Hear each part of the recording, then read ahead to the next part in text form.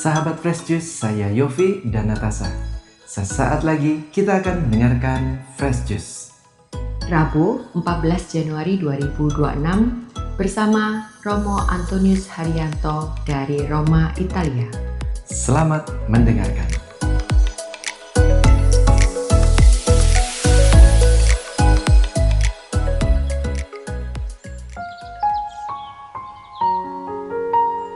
Bapak Ibu Saudara-saudari dan teman-teman muda yang terkasih dalam Yesus Kristus, hari ini Rabu 14 Januari 2026. Selamat tahun baru, apa kabarnya? Semoga Anda baik adanya dan salam untuk keluarga, sukacita dan selalu saling memberkati. Permenungan hari ini diambil dari Injil Markus bab 1 ayat 29 sampai 39. Sekeluarnya dari rumah ibadat itu, Yesus dengan Yakobus dan Yohanes pergi ke rumah Simon dan Andreas. Ibu mertua Simon terbaring karena sakit demam. Mereka segera memberitahukannya keadaannya kepada Yesus. Dia pergi ke tempat perempuan itu dan sambil memegang tangannya ia membangunkan dia, lalu lenyaplah demamnya. Kemudian perempuan itu melayani mereka. Menjelang malam sesudah matahari terbenam, dibawalah kepada Yesus semua orang yang menderita sakit dan yang kerasukan setan. Maka berkerumunlah seluruh penduduk kota itu di depan pintu. Ia menyembuhkan banyak orang yang menderita bermacam-macam penyakit dan mengusir banyak setan. Ia tidak memperbolehkan setan-setan itu berbicara sebab mereka mengenal dia. Pagi-pagi benar, waktu hari masih gelap, ia bangun dan pergi keluar. Ia pergi ke tempat yang sunyi dan berdoa di sana. Tetapi Simon dan kawan-kawannya menyusul dia. Waktu menemukan dia, mereka berkata, "Semua orang mencari engkau." Jawabnya kepada mereka, "Marilah kita pergi ke tempat lain, ke kota-kota yang berdekatan, supaya di sana juga aku memberitakan Injil, karena untuk itu aku telah datang." Lalu pergilah ia ke seluruh Galilea dan memberitakan Injil dalam rumah-rumah ibadat mereka dan mengusir setan-setan. Demikianlah sabda Tuhan. Bapak Ibu Saudara-saudari yang terkasih dan teman-teman muda tentunya dan adik-adik semuanya, apakah pernah mengalami mukjizat? Apakah aku, kamu, kita semua pernah mengalami mukjizat? Jangan hanya melihat mukjizat itu suatu peristiwa pengalaman yang spektakuler. Mati, dibangkitkan, bisa berjalan di atas air, ya itu mukjizat. Tetapi ada banyak hal yang lain yang kecil dan tidak spektakuler adalah menjadi bagian mukjizat hidup kita. Secara logika kayaknya saya itu harusnya terserempet, ketabrak. Tapi tidak ada sedikit pun luka yang ada di badan saya. Atau bisa jadi saya hari ini padat sekali, banyak pekerjaan dan sebagainya, tetapi saya masih tetap sehat. Ada banyak mukjizat yang kita alami, bahkan pagi hari kita masih bisa bangun dan tersenyum pada saudara-saudari kita, keluarga, handai tolan, dan sesama kita. Mukjizat di dalam hidupmu, sekecil apapun hidup dan peristiwa dalam kehidupan kita, adalah bagian mukjizat Allah berkarya atas hidup kita. Hari ini kita juga melihat ibu mertua Simon Petrus menerima mukjizat, disembuhkan oleh Yesus. Ia sakit demam, tangannya dipegang oleh Yesus dan ia dibangunkan. Ia sembuh.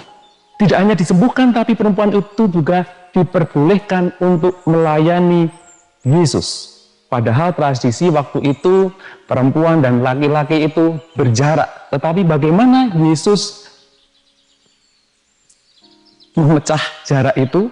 Ia mengulurkan tangan, bahkan ia memegang tangan dari ibu mertua Simon Petrus yang pada saat itu berjarak dan ia diperbolehkan untuk melayani. Yesus menyentuh, sikap mau membantu.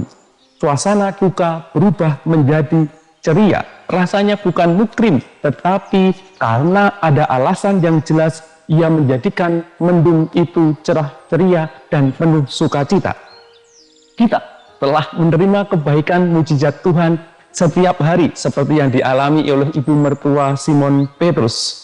Maka hari ini kita diajak untuk menjalankan dengan segala kesederhanaan dan sukacita hidup kita pemberian Tuhan 3M. Yesus telah memberikan teladan kepada kita 3M, yakni menghormati, mengasihi, dan menolong sesama. Menghormati, Menghormati satu sama lain tanpa peduli jenis kelamin, suku, agama, dan ras. Tidak membeda-bedakan satu sama lain seperti Yesus tidak membedakan jenis kelamin. Apakah ini saudara saya atau bukan, apakah ini perempuan atau laki-laki. Tetapi ia berani kemudian melakukan tindakan menghormati, menghargai. Dan yang kedua adalah mengasihi. Tindakan kasih yang jelas, gerak belas kasih dan memberi yang terbaik, mau memberi perhatian. Dan yang ketiga akhirnya karena menghormati, mengasihi, kita berani untuk melakukan tindakan yang nyata. Aksi yang nyata yakni menolong. Yesus memberikan kesembuhan kepada ibu mertua Simon dan juga tadi dikabarkan banyak orang lain yang kemudian ditolong, yang entah kerasukan setan, yang sakit dan sebagainya. Sikap 3M yang dibuat oleh Yesus akhirnya diikuti oleh yang disembuhkan, yang merasakan disembuhkan, yang merasakan mujizat itu, khususnya ibu mertua Simon Petrus. Ia juga kemudian menjalankan 3M. Ia menghormati Yesus sebagai Tuhan, kemudian dia juga mengasihinya dan akhirnya menolong, melayani di meja. Gerakan 3M ini yang harapannya sungguh kita hidupi dalam kehidupan kita. Ada banyak hal yang bisa kita lakukan saat-saat ini. Jelas di Indonesia sedang banyak bencana, tanpa memandang soal agama, suku, dan ras, apakah kita berani membuat gerakan 3M, yakni menghormati, mengasihi, dan menolong.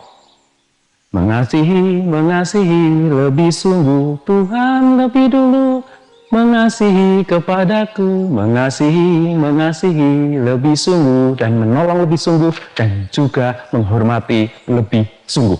Jangan seperti Simon Petrus tadi dan rekan-rekannya hanya kemudian meminta Yesus supaya memperhatikan orang banyak dan meminta bantuan Yesus. Tetapi Yesus mengajak para murid, Petrus dan kita semuanya juga bertindak. Tidak hanya meminta Yesus, tetapi kita yang telah diberi teladan oleh Yesus juga melakukan seperti yang dijalankan oleh Yesus, yakni dengan 3M.